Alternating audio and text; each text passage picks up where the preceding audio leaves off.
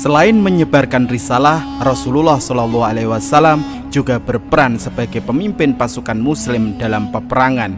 Dalam beberapa kesempatan, Rasulullah terjun langsung ke medan perang demi mengobarkan semangat pasukan Muslimin. Salah satu perang yang beliau pimpin ialah Perang Khandaq atau Perang Parit. Lantas, bagaimanakah sejarah singkat dari Perang Khandaq ini? Assalamualaikum warahmatullahi ta'ala wabarakatuh. Selamat datang di Jinglang Channel.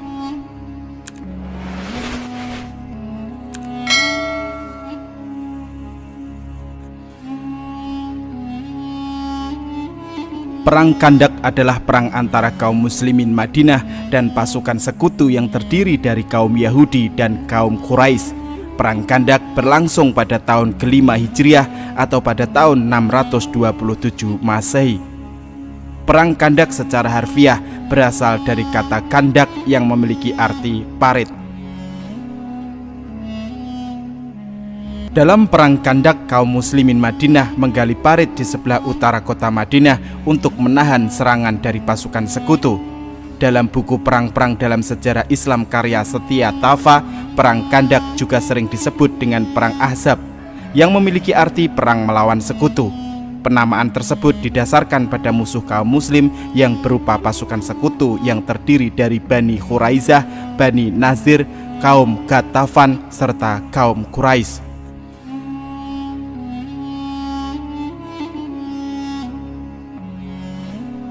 Terdapat beberapa latar belakang pecahnya Perang Khandaq. Yang pertama adalah popularitas agama Islam di Madinah mengancam eksistensi dari ajaran Yahudi dan agama kaum Quraisy di Jazirah Arab. Yang kedua, kaum Ghatafan ingin kembali melakukan monopoli perdagangan di wilayah kota Madinah. Dan yang ketiga, keinginan dari pasukan sekutu untuk membalas dendam akibat kekalahan dalam perang-perang sebelumnya.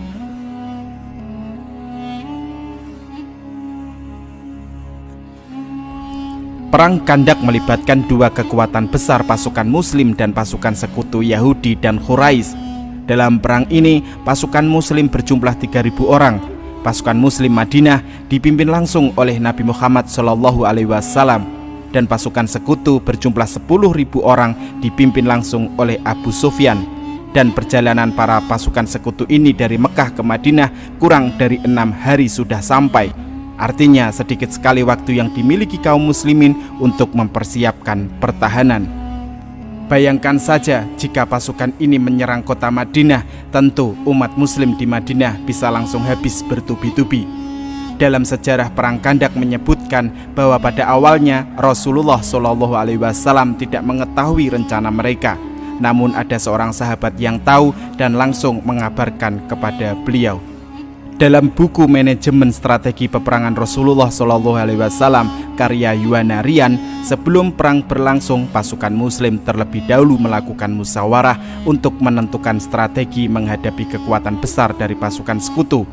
Ketika itu, Rasulullah dan para sahabatnya sedang berdiskusi secara panjang lebar dan lama, dan akhirnya mereka sepakat menerima usulan dari seorang sahabat yang cerdik dan cerdas, yaitu Salman Al-Farisi. Wahai Rasulullah, dahulu jika ada musuh yang hendak menyerbu dan mengepung kota kami menggali parit yang dalam. Parit itu dapat menutupi kota kami sehingga musuh tidak bisa menyerang kami. Setelah ide tersebut disetujui oleh Rasulullah, mereka langsung membuat parit yang mengelilingi kota Madinah.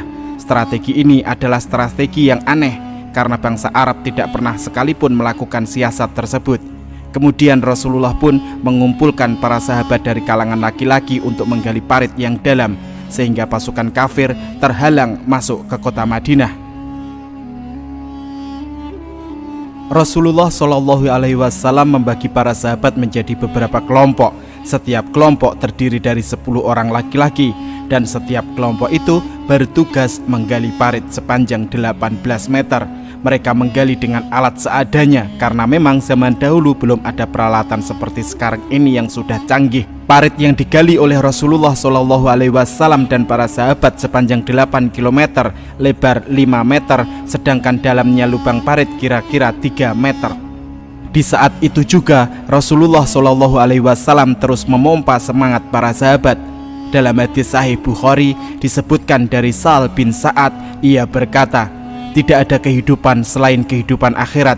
Ampunilah dosa orang-orang Muhajirin dan Ansor."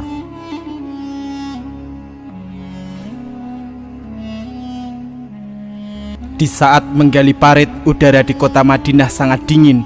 Ditambah lagi, makanan dan minuman sulit didapatkan karena persediaan makanan dan kurma sudah habis. Bahkan mereka juga memasak gandum yang sudah rusak dan membusuk. Begitulah keadaan kaum muslim ketika menggali parit.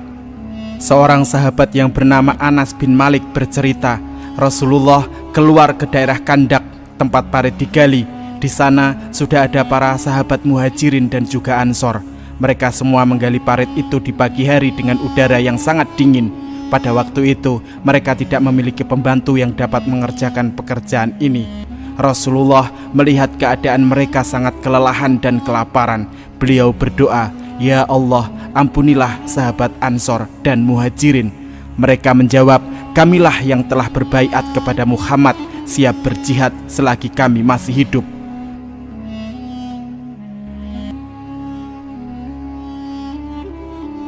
Rasulullah SAW dan para sahabat bekerja keras. Mereka semua bekerja dengan penuh semangat. Tidak ada satupun dari mereka yang bersantai-santai. Nabi juga ikut serta dalam menggali parit. Rasa lapar dan dingin tidak mereka pikirkan lagi. Mereka terus bekerja dan tidak kenal lelah. Abu Talhah bercerita, "Kami mengadukan kepada Rasulullah rasa lapar yang semakin terasa. Dan ternyata kami melihat di perut Rasulullah juga terikat 2 buah batu. Akhirnya kami pun mengikat batu itu di perut kami."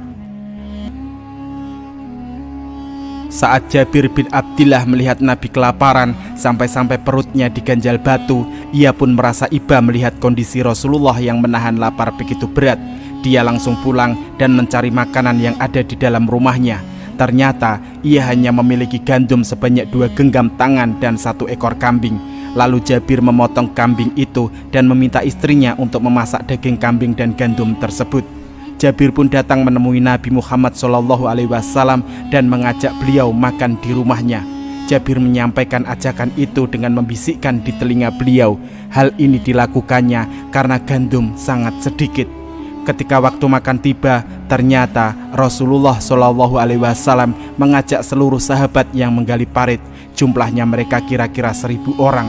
Tentu Jabir dan istrinya sangat kebingungan. Makanannya pasti tidak akan cukup. Jabir pun menemui Rasulullah dan menanyakan hal itu, tetapi Rasulullah hanya tersenyum. Rasulullah pun menyuruh para sahabat itu masuk ke rumah Jabir satu persatu. Mereka semua memakan makanan yang sudah disiapkan istri Jabir.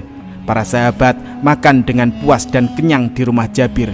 Begitu juga Rasulullah. Masya Allah, padahal makanannya hanya sedikit. Bahkan setelah para sahabat makan, makanan tersebut masih utuh, seakan-akan belum dimakan sama sekali.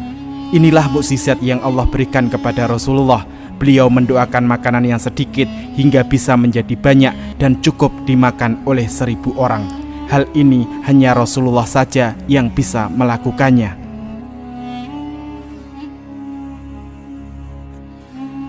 Kemudian orang-orang muslim terus melanjutkan tanpa henti-hentinya. Padahal Madinah ketika itu dikepung gunung-gunung dengan tanah berbatu dan bertanah kasar. Hingga sore hari, akhirnya dengan pertolongan Allah, Rasulullah dan para sahabat berhasil menyelesaikan galian parit itu sebelum pasukan kafir sampai ke Kandak. Selain itu, Nabi juga telah menyiapkan pasukan sebanyak 3000 orang. Mereka semua berada di Kandak, tepatnya di depan Gunung Salak.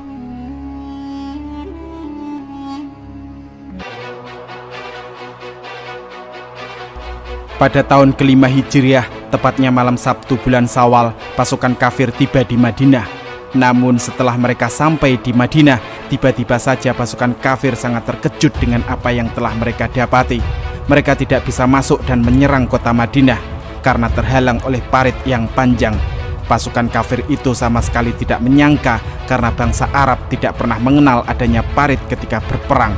Mereka meyakini bahwa parit ini tipu daya kaum muslimin agar mereka tidak bisa menyerang Madinah. Pasukan kafir pun berhadapan dengan pasukan Rasulullah SAW, namun dibatasi parit di antara mereka. Pasukan kafir mencari celah untuk dapat masuk dan menyerang pasukan Rasulullah. Mereka berjalan mengelilingi parit untuk mendapatkan jalan menyeberang, tetapi mereka tidak mendapatkannya. Salah seorang tentara kafir yang bernama Arm bin Abdul Uwud berhasil menyeberangi parit lewat jalan sempit dan mengajak berduel pasukan kaum muslimin. Ali bin Abi Thalib maju melawannya dan sekali tebas dengan pedangnya orang kafir tersebut mati.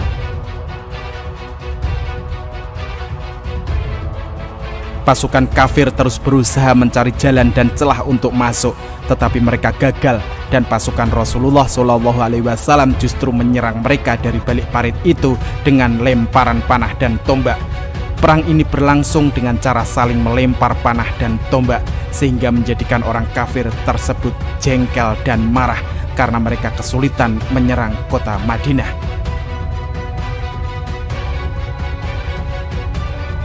Perang Khandak terus berlangsung selama beberapa hari. Pasukan kafir membuat tenda di sana karena tidak bisa menyerang. Begitu juga dengan pasukan Rasulullah SAW. Ada 6 orang sahabat yang wafat sebagai syahid, sementara di pihak pasukan kafir terdapat 10 orang yang mati. Seorang sahabat mulia bernama Sa'ad bin Mu'ad terkena lemparan panah sehingga beliau terluka parah dan dirawat di salah satu tenda pasukan Nabi. Akhirnya Allah memberi pertolongan kepada Rasulullah SAW dan para sahabatnya, yaitu Allah mengirimkan angin yang sangat kencang dan udara yang sangat dingin ketika malam tiba. Angin itu yang menghancurkan kemah-kemah pasukan kafir sehingga mereka semakin kedinginan dan tidak ada tempat untuk berteduh. Semua pasukan kafir dilanda ketakutan. Akhirnya seluruh pasukan itu pulang ke Mekah dan kembali ke suku masing-masing. Begitulah pertolongannya yang diberikan kepada Rasulullah dan para sahabat. Pasukan kafir sudah berusaha menyerang Madinah selama 1 bulan, namun dengan iman yang kuat dan kerja keras kaum muslimin, Allah menolong mereka dari kejahatan kaum kafir. Jika dilihat dari kisah Khandak, jelas sekali bahwa pasukan muslimin memenangkan perang ini dengan telak. Meskipun perang Khandak atau Ahzab bukanlah peperangan yang seru, menimbulkan banyak kerugian dan saling berhadapan, tetapi tetap saja ini merupakan catatan sejarah perang yang sangat menegangkan yang berakhir dengan pelecehan di pihak musuh Islam. Sebesar apapun kekuatan yang dimiliki oleh musuh Islam untuk melumatkan kaum muslimin, maka tidak akan bisa untuk menghancurkannya. Mereka berbuat makar, namun makar Allah lebih besar.